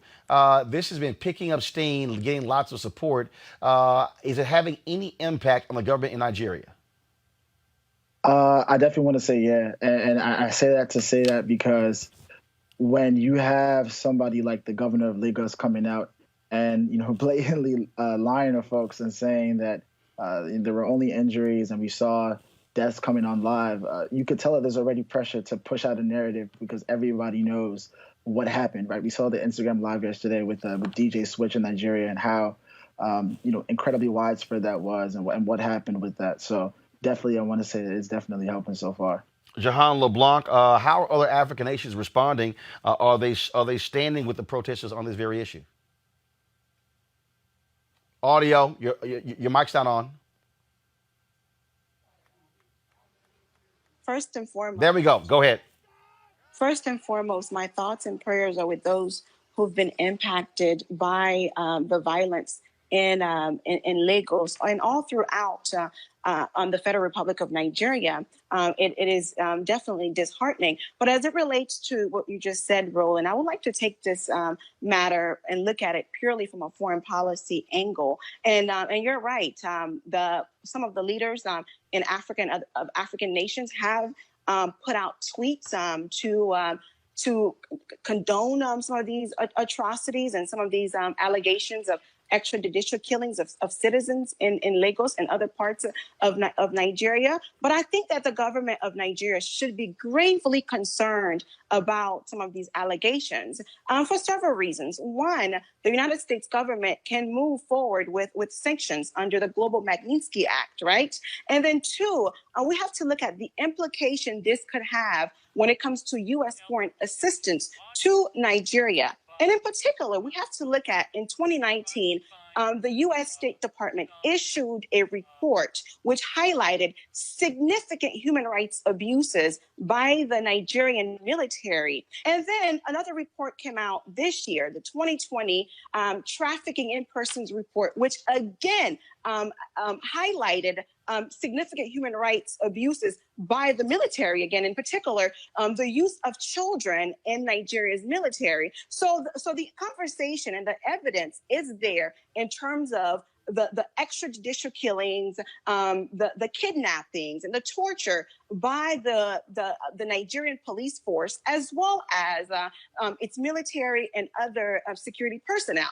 So if I were advising the president of Nigeria, and as we know, the military and the defense force is under the office of the presidency, I will say, Mr. President, there are three things that you should do. One, the government should distance itself as much as possible when it comes to these allegations. Two, the government needs to ensure that perpetrators of these allegations are held accountable through Nigeria's judicial system. And three, the process needs to be done in a transparent manner and also in coordination with NGOs and some of our allies, some of Nigeria's allies rather. And also there needs to be proper funding for the judiciary to do its part.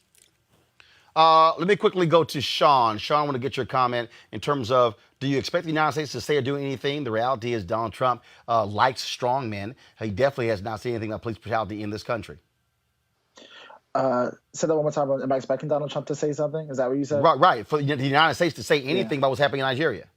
Yeah, to be honest with you, Roland, I'm not, and I say that to say, look at who we have in office, right? We have somebody who has already shown a complete disregard for Black lives, and to be honest, the only way I could see that happening is through the interest of his own personal interest, right? You know, be it oil or be it any sort of vested interest in the business with President Buhari in particular.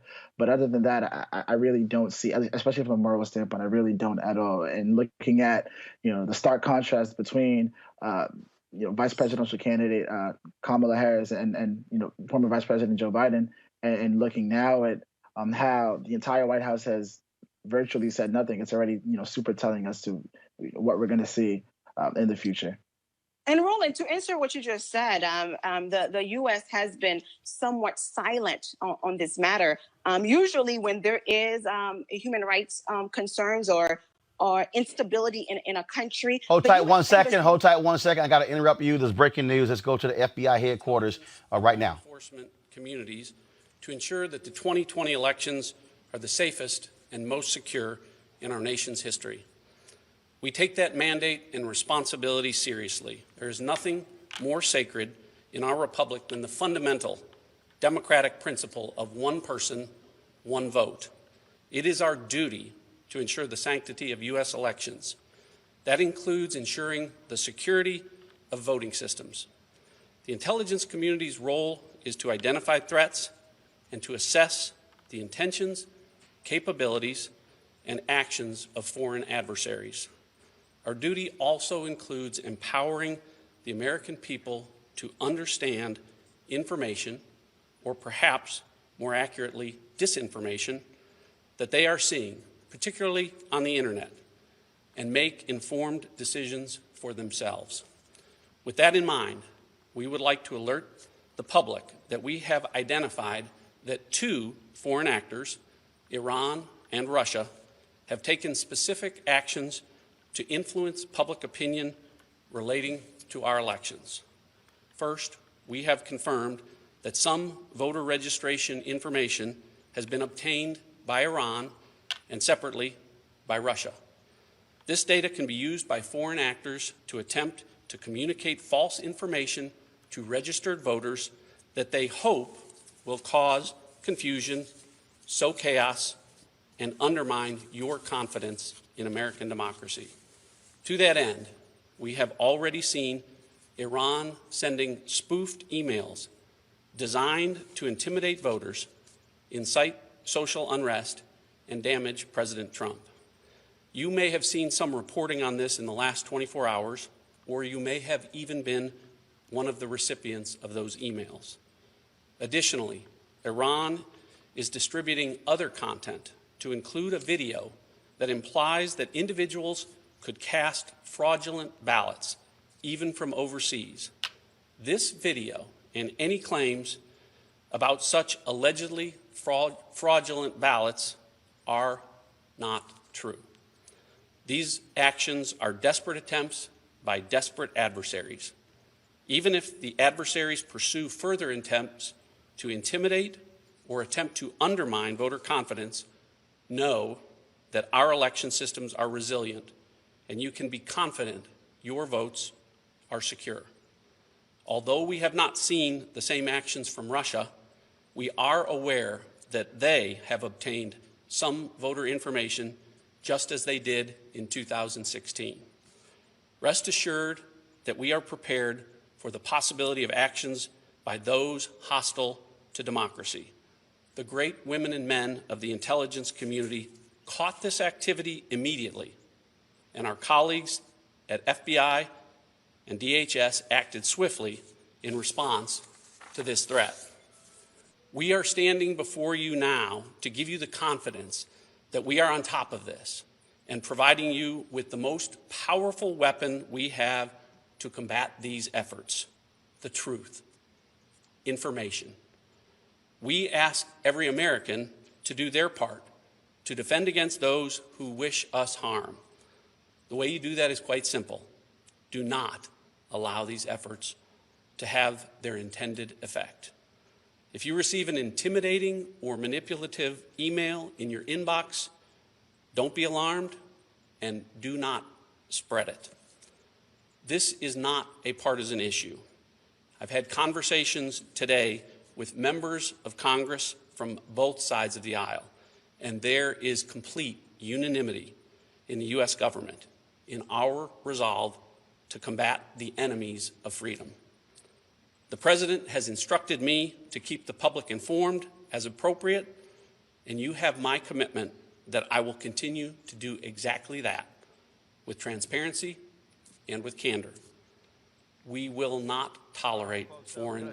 We're going to step away here. Robert, real quick here to our panel discussion in Nigeria. Hold on one second.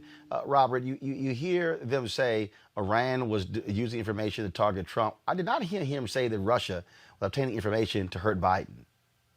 Yeah, and I think that was very interesting. And also what they're accusing the Iranians and the Russians of doing sounds like what President Trump does at just about every rally he goes to. So I think we're going to get more information on this. But as far as the spread of disinformation over the internet, that's standard campaign operating procedure, it seems like this year, whether we're talking about drinking bleach or injecting Lysol or swallowing light bulbs, those sorts of things. So it'll be interesting to find out exactly what the content of that disinformation is.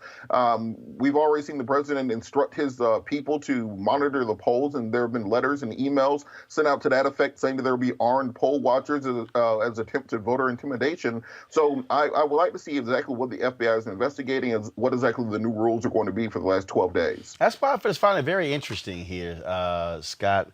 Again, where he was very specific saying Iran obtained voter information to sow seeds of discontent to hurt Trump, but he did not say what Russia was doing and who they were trying to help or hurt. Yeah, this is coming from this administration. Roland, as I was listening to it, I kept thinking to myself, okay, how is this going to help Trump? I thought about Barack Obama in 2016, when this information was held allegedly by the Democratic White House. But, no. Actually, no. There's no allegedly. It was held. What President Barack Obama wanted was consensus from everybody on the House side and the Senate side. It was Senate Majority Leader Mitch McConnell who said no, and so Obama chose to listen to him. I wish he didn't. Exactly. So I was thinking through this, and then you had to cut away. All righty. One, is it believable, or is there something more than what we've known about, given all the investigations and the reports we have? But secondly, how does this help Trump? Because Trump only thinks about Trump, and how is he going to spin it? How are the Dems going to spin it? But it's not really the Dems. How are the Republicans going to spin it? Because they're in trouble. I think we need to stay tuned and really try to digest and get more information on this. But this is an American democracy issue, right? But it's coming from the Trump administration, and so we have to be wary. And look, it's coming from them, Kelly. But again, I'm listening very closely to what is said. When you stand there and when you say, oh, Iran, because remember, Donald Trump's constant deal is, it's not Russia, it's Iran, right. It's China, it's everyone else. He doesn't want the criticism solely on Russia. So to listen to the head of intelligence for the FBI say, Iran specifically was trying to sow seeds of discontent and defamation to hurt Trump. He doesn't say what Russia was doing for it. That's problematic with the announcement there, Kelly. Yep. No, I couldn't agree with you more on that. I was also listening pretty closely to exactly how things were said, and it was definitely downplayed. The Russia interference was definitely downplayed in that press conference as opposed to the Iranian alleged interference. And considering what they are alleging Iran to be doing regarding said interference, I would not be surprised if within the next 24 to 48 hours, we see a tweet from Trump or one of his affiliates alleging and accusing the Biden campaign of being in cahoots or collaborating or conspiring with Iran to try and win an election in Biden's favor. Of course, I do not believe that would be the case. I don't think that would be the truth whatsoever. However, I do think that Trump is not above anything at this point to try and win and gain some type of ground regarding this campaign, because every poll, not that I adhere too much to poll life, but every poll out there right now is saying that Biden is up by quite a bit. Got it. And he's certainly being outspent 3-1.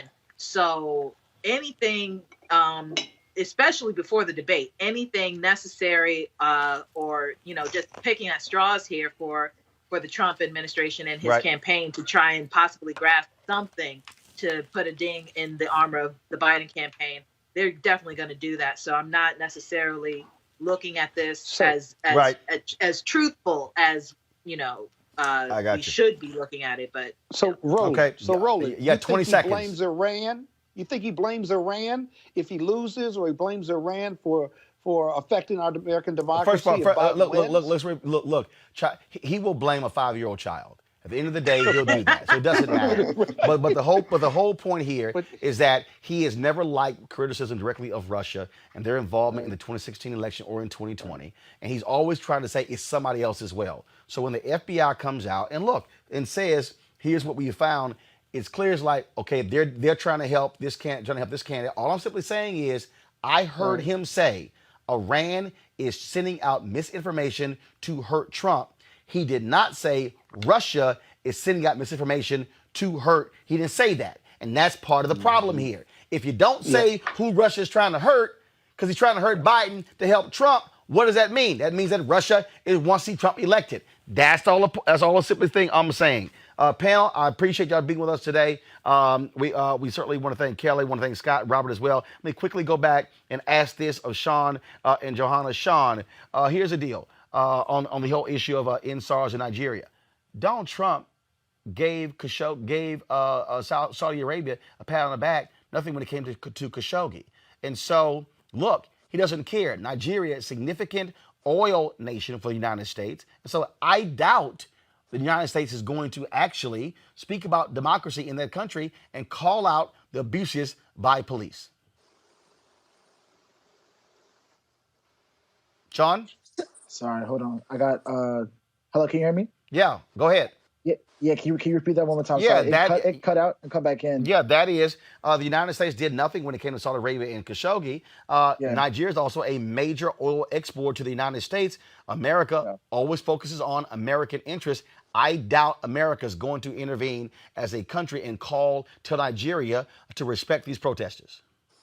Yeah, and Roland, I agree. And like I had mentioned earlier, when it comes to somebody like Donald Trump, for example, the only way I can see any sort of reaction coming out is if something got so bad within the states as well that he would have to address something. But even then, I completely doubt that as well, because I mean, look how long it even took for him to mention anything about George Floyd. And when he did mention something about George Floyd, it was about looting and rioting and things of that nature, not even talking about the protests and the protesters. So as of right now, I'm completely in agreement with you that he's completely on President Buhari's side and his cabinet and his administration. Final comment, Johanna. Well, yeah, the reality is that usually when there is some kind of instability in an African nation or any nation, especially those that have diplomatic relations with the United States, the embassy located usually issues a statement. And also the State Department usually has something to say. And in this case, we have heard nothing from the State Department nor the U.S. Embassy in Abuja. So chairman of the Foreign Affairs Committee, House Foreign Affairs Committee, rather, has actually called out both this State Department as well as the U.S. Embassy for their lack of position on this matter. But the reality is this, Roland, when it comes to these atrocities, if we have a Biden administration, we will see there will be some swift actions taken to ensure those alleged perpetrators are held accountable. Some have even argued that there will be a limiting funding, U.S. foreign assistance to Nigeria for the purpose of its personnel, for its military personnel, rather, and its police force. And I kind of disagree with that. And here is why. Nigeria is a strategic partner to the United States when it comes to the fight of extremist groups and in terrorism, not only in Nigeria, but the entire region. So limiting funding to the Nigerian military force will undermine the United States' very same interest. Yeah, but here's the deal, though. That actually, look, the United States doesn't care because the United States also kept people from Yemen out and even Sudan out of the country when Trump took over, even though there were folks who were helping us fight terrorism in those countries. They don't care. I see it and I understand. And we have an election coming up on November 3rd. Either President Trump will be elected for a second term or Biden will be the president of the United States. And I think depending on who's the president of this country, we will see some actions taken as it pertains to Nigeria and in particular, the extrajudicial killings of citizens in Nigeria. Gotcha. All right, then. Sean Babaloa, Jahan LeBlanc, we really appreciate it. Thank you so very much. Thank you, Roland. All right, folks, got to go to a break.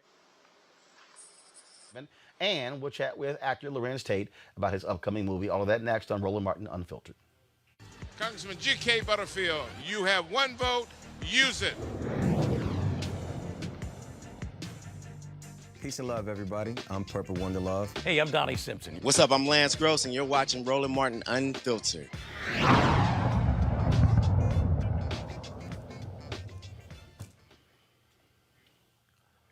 All right, folks. Actor Lorenz Tate is from the Chi, Chicago. He plays the notorious hedge fund manager, Zachary Cranston, in this new dark comedy movie that's coming out. Check out this trailer. The most important thing in life is to understand the difference between good and bad. Good. Bad. I'd always known that one day I would have success, fame, and money. My first step, start my own firm. Charles Ponzi instigated one of the most famous financial frauds in history. The perpetrator deliberately overstates the value of assets held in client accounts, creating a false impression of investment success. No one can know or suspect what we're doing. And we need someone to certify our financial statements. Is that something you'd be willing to consider?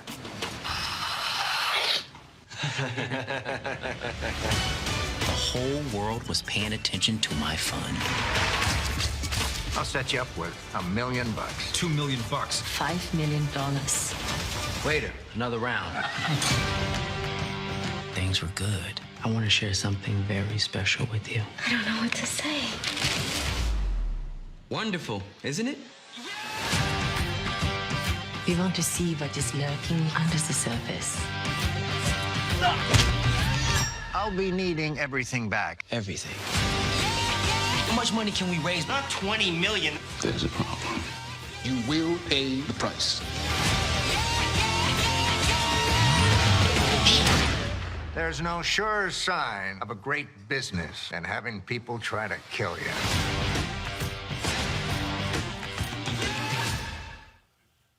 Well, Lorenz, if this was real life, you'd be running for president. All right, man. What's going on, brother? Oh, good. I mean, seriously, when you look at all the stuff Donald Trump has done, I mean, hell, your character in this movie definitely would be the next person running for president of the United States.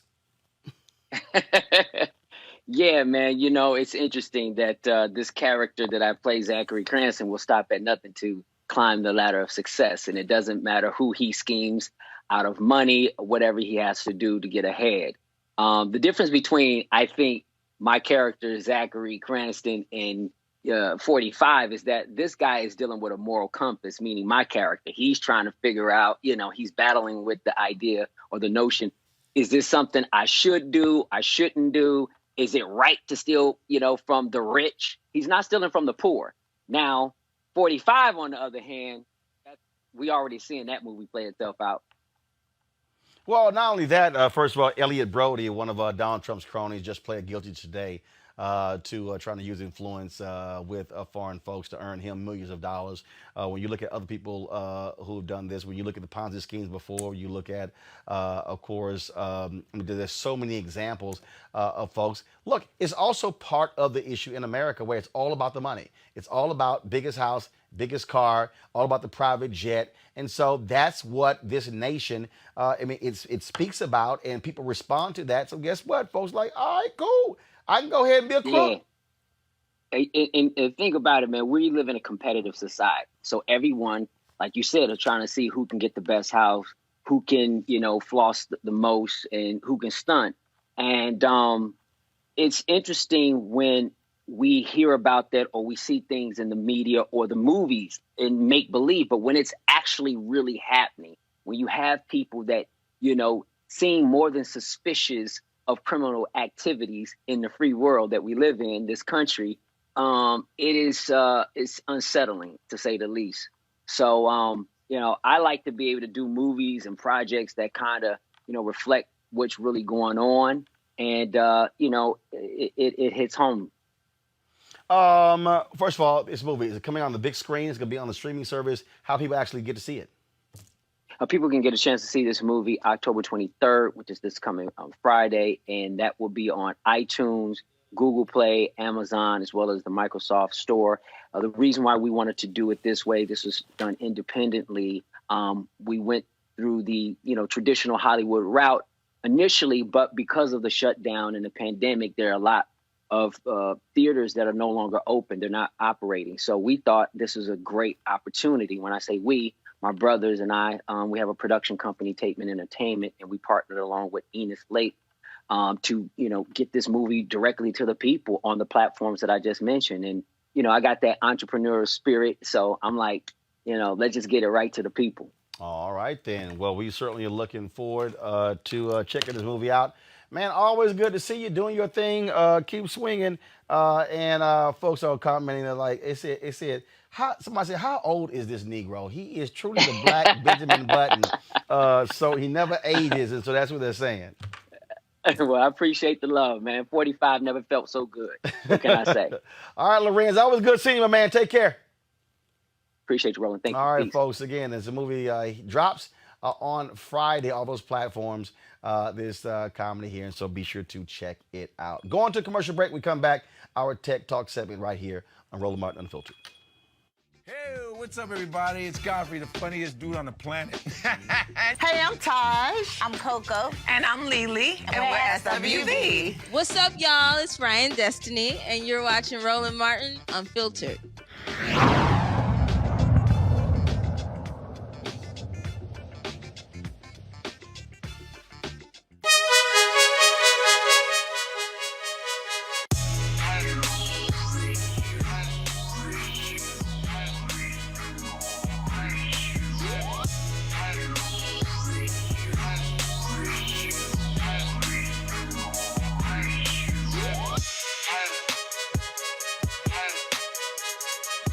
Black-owned businesses here on Roland Martin Unfiltered. We certainly want to thank people at Seek.com for being one of our partners. It is a black-owned company founded by Mary Spio. And they have two great products. You see this virtual reality headset here. That's what it looks like right here, where you're able to place your cell phone right in here to watch their virtual reality content, 360-degree video, amazing clarity. You can actually get this as well. Plus, they're a 360-degree 4D headphones. These, of course, great for gaming. Has a headset that comes with it as well. You can also Bluetooth, some music and videos, gaming, all of that. And so you can get these at Seek.com. You can also, of course, subscribe to their content, CEEK.com. Use the promo code RMVIP2020 right here. The promo code RMVIP2020 to get one of both of these items from Seek.com.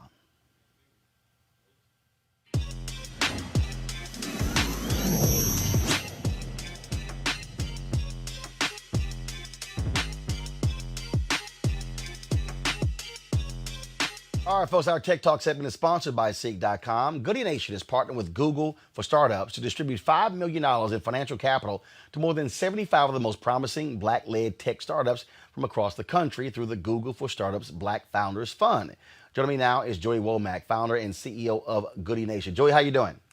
Doing pretty good. How are you? Doing great. First of all, define these startups. Is there, are they 5 years or less, 3 years or less? How did y'all define and whittle down this list?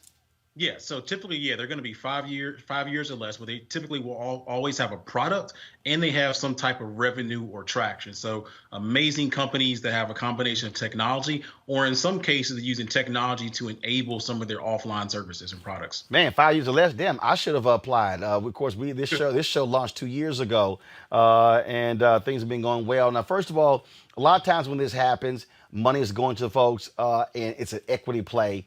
Is that the case here, or are these essentially grants to these companies? And what's the size of them? What in terms of what's the smallest to the largest? Yes, so these are non-dilutive cash awards. So that means that the founders do not have to give up any type of equity or any ownership. And so it ranges from either $50,000 to $100,000 in terms of awards that they can use for whatever they like.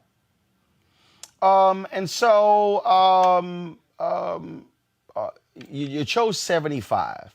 I'm just curious.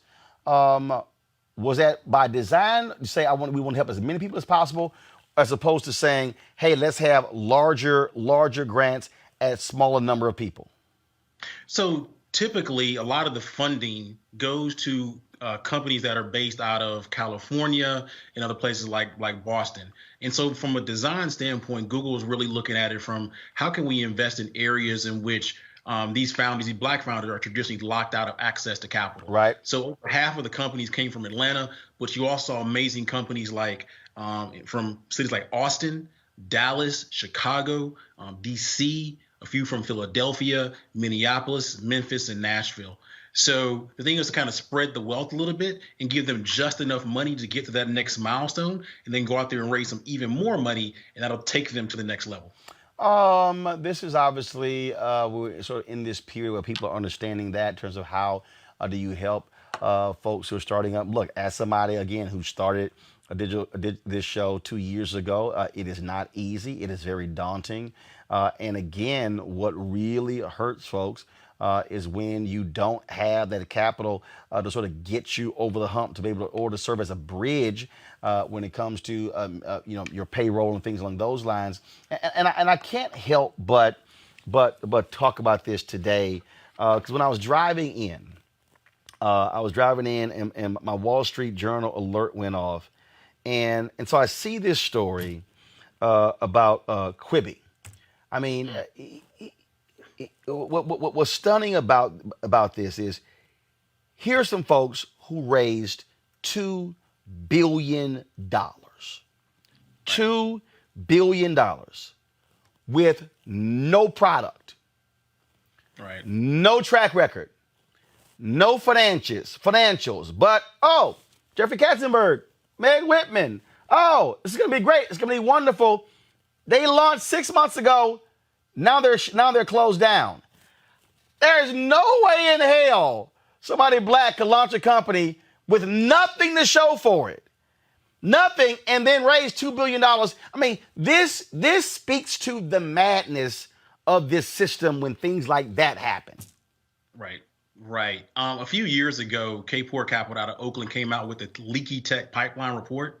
And what that data shows, what that report shows, is that typically Black founders receive funding at 2 venture investment levels lower than when their progress indicates. So, for example, if some of their other counterparts are raising just $1 million, Black founders have a hard time raising even $50,000 from angel investors. So forget like $2 billion for a second. It's hard for Black founders to even get $1 million, and that's with a product and some revenue. So you're spot on. Well, again, I mean, the thing for me is just crazy because I actually tweeted. I said, imagine if I looked at that product. I said, hey, y'all, imagine if I rate guys. Go to my iPad, please. I'm trying to show the story. Thank you. This is the story. Quibi shutting down barely 6 months after going live. I said, hell, I would have loved. I said, imagine if I could have raised 1% of what they raised. That's $20 million. Right. Again, and I tweeted this and I said, look, I took $350,000, started this deal. Here we are in year 2. You know, we tripled revenue after the second year. Actually are in the black, profitable, and which a lot of tech people can never say. Not one day have my employees ever got a check late. And again, how you methodically build. And this is what is frustrating for black people who are in tech, whether it's a content player or not, how the rules are different. How, oh no, sure. How money is just thrown at different folks just on the idea as opposed to having a real company. Right. Right. Oftentimes it boils down to relationships in many cases, what we call social capital. You got the big names and things of that nature. And so for us at Goody Nation, we focus on being very intentional and connecting our founders to influencers, to large corporations, for pilots, and to investors where it makes sense. So they get that social capital behind their back, and they can go out there and raise more money. It's a relationship game, no matter what type of entrepreneur endeavor that you have, whether you're a small business, a brick and mortar, you're trying to become the next Facebook, Google, or Twitter, right? Your network is your net worth. You hear that all the time. And so at Goody Nation, we're really focused on making those connections to help black founders in particular get the resources they need to turn their idea into potential. And look, I totally understand relationships. I totally get that. But I also think it shows you, frankly, the haves and the have-nots. It shows you the two different worlds where black tech company founders, to your point earlier, have to jump through massive hoops in order to raise a small amount of money, as opposed to when you see some of these other different deals. And I thought Verizon's Go 90 was one of the biggest busts, where they dropped $1 billion plus over 3 years. Man, to go through $2 billion in 6 months, that takes a lot of damn work.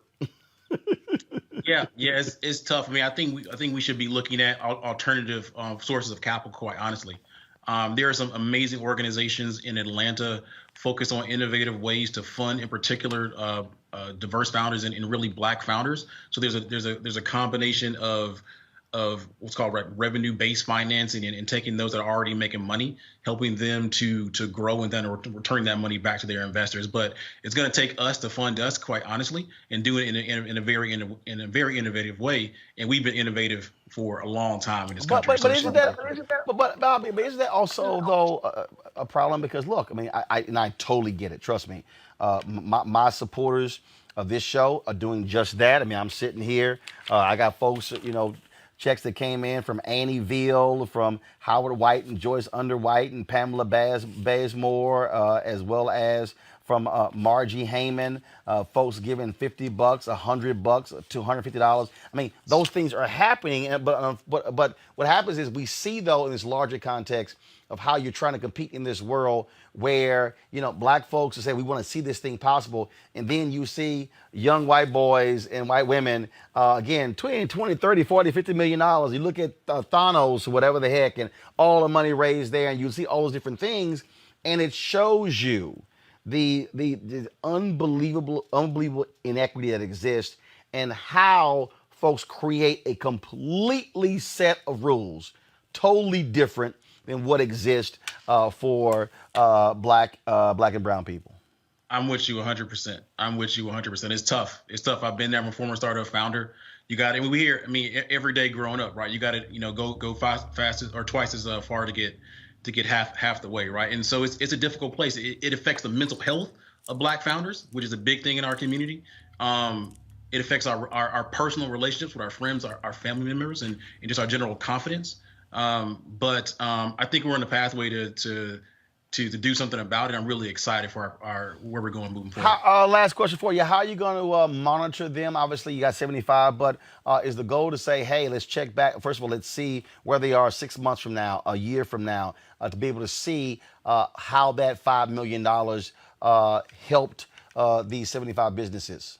Yeah. So they all also come into our program at Goody Nation. And so in many cases, we meet with them on a weekly and or monthly basis to assess, what's the increase in their revenue, how many new people are they hiring, particularly from black communities, any types of press or anything of that nature, any large pilots or customers or things of that nature. And so we also will put that in a report, send it to Google essentially every quarter so they can track their progress, and hopefully this thing can get, I think there's a good chance it'll get kind of refunded. And quite honestly, there's a huge opportunity for other companies to jump in and do something similar. Well, I certainly hope other companies do that. and I also hope they greatly increase that amount. And again, first of all, for anybody, again, $100,000 is important, but I would love to see that be $250,000, $500,000, $1 million or more, because of what I keep saying on this show consistently. We had John Hope Bryant yesterday with his announcement where they're going to be standing up 1 million black-owned businesses in a partnership with Shopify. That the issue is not, and people have gotten mad at me when I said, I don't say we need more black businesses. I say we need more black businesses with scale. Sure. So we need more black businesses that are having 10, 20, 50, 100, 200, 500 employees, doing revenue that's 20, 50, 75, 100, 200, 300, 500 million, as opposed to having another 100,000 black businesses that are doing less than $50,000 in revenue and are only employing one person. Exactly. I think we're definitely on some pathway here. There's a huge opportunity to use no-code technology in particular to help tech-enabled or small businesses become tech-enabled. And so you're absolutely right. Taking those mom-and-pop shops, taking those that are making $100,000, $150,000 a year, helping them to 10x that revenue, get up to $1 million, 1.5, and then go from 1.5 to 10, 20, 30, $40 million, like you just said. So that's the pathway to create wealth in this community. All right, Joey Womack with GoodyNation.org. We certainly appreciate it, man. Thanks a bunch. Thank you, brother. All right, folks. The Atlanta School Board Committee has recommended renaming Henry W. Grady High School to black journalist and civil rights activist Ida B. Wells Barnett. The recommendation comes after a pointed statement about Grady being a white Southern journalist whose views don't reflect the values that the school carries. The Atlanta School Board is expected to vote on the recommendation at its November 2nd meeting. The full board must approve any change to the name in order for it to take effect. And so Ida B. Wells Barnett was, of course, a leading writer when it came to the issue of course, lynching in this country. And so we certainly honor her. And of course, this year she was also honored with the posthumous Pulitzer Prize. And so that also was something that was hugely important as well, folks. And if you want to read more about her story, you should do so. Is an amazing story. The things that she did with her writings, being one of our leading pioneer voices. Folks, I'm rocking today the Virginia Union University shirt. Today I kicked off their lecture series. We live streamed it. We're going to be restreaming that as well. They have a global lecture series that's beginning. I did it today, doing one more next week. Today I talked about the past, present, and future of black media. And so we certainly hope that you check that thing out. All right, before we go, let me show you this here, folks. If you're considering not voting, I want you to follow the lead of this 102-year-old woman, Aunt Aura. She made her way to the polls in Chicago to turn in her vote. First, her great nephew, Quentin Youmans, posted this picture on Twitter. Y'all, 102 years old. She was all set. And he writes, at 102 years old, my great aunt, born the year of our last great pandemic, made her way to the ballot box to cast her vote. If she can do it, you can too. We agree 100%. All right, folks, if y'all want to support Roland Martin Unfiltered, please do so by supporting us, joining our Bring the Funk fan club. I just read you some of the people who've contributed $50 or more. If you give $50 or more, you get a personal shout out from me on the show. Cash App is $RM Unfiltered, PayPal.me/R Martin Unfiltered, Venmo.com/RM Unfiltered. You can send a money order to New Vision Media Inc., NU Vision Media Inc., 1625 K Street Northwest, Suite 400, Washington, D.C., 2006. Folks, tomorrow we'll be previewing the debate tomorrow night between Donald Trump and Joe Biden. Also, tomorrow night we'll be having post-debate coverage right here on Roland Martin Unfiltered. You do not want to miss that. After the show, we're going to be restreaming President Barack Obama's speech and panel today in Philadelphia, where he was supporting Joe Biden and Kamala Harris. Folks, I shall see you guys tomorrow. Have a great holla!